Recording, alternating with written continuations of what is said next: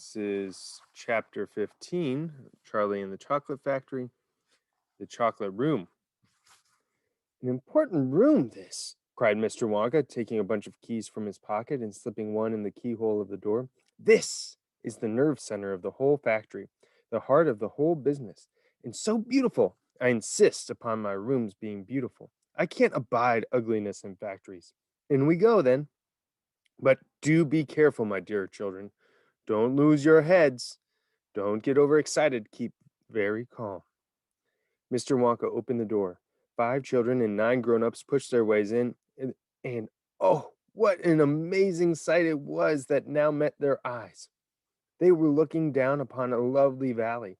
There were green meadows on either side of the valley, and along the bottom of it there flowed a great brown river. What is more, there was a tremendous waterfall halfway along the river, a steep cliff over which the water curled and rolled in a solid sheet, and then went crashing down into a boiling, churning whirlpool of froth and spray.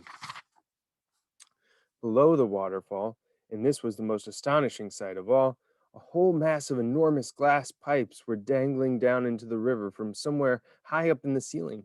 They really were enormous, those pipes. There must have been a dozen of them at least, and they were sucking up the brownish muddy water from the river and carrying away goodness knows where. And because they were made of glass, you could see the liquid flowing and bubbling along inside of them. And above the noise of the waterfall, you could hear the never ending sucking sound of the pipes as they did their work. Graceful trees and bushes were growing along the river banks, weeping willows and alders and tall clumps of rhododendrons with their pink and red and mauve blossoms. In the meadows, there were thousands of buttercups. There! Cried Mr. Wonka, dancing up and down and pointing his gold-topped cane at the great brown river. It's all chocolate. Every drop of that river is hot melted chocolate of the finest quality, the very finest quality. There is enough chocolate in there to fill every bathtub in the entire country, and all the swimming pools as well. Isn't it terrific? And just look at my pipes. They suck up the chocolate and carry it away to all the other rooms in the factory where it is needed. Thousands of gallons an hour, my dear children. Thousands and thousands of gallons. The children and their parents were too flabbergasted to speak. They staggered. They were dumbfounded. They were bewildered and dazzled. They were completely bowled over by the hugeness of the whole thing. They simply stood and stared. The waterfall is most important, Mr. Wonka went on. It mixes the chocolate, it churns it up, it pounds it and beats it, makes it light and frothy. No other factory in the world makes chocolate by waterfall. But it's the only way to do it properly. The only way. And do you like my trees? He cried, pointing with his stick. And my lovely bushes? Don't you think they look pretty? I told you I hated ugliness. And of course, they're all eatable, all made from something different and delicious. And do you like my meadows? Do you like my grass and my buttercups? The grass you are standing on, my dear little ones, it's made of a new kind of soft, minty sugar that I've just invented. I call it swudge. Try a blade.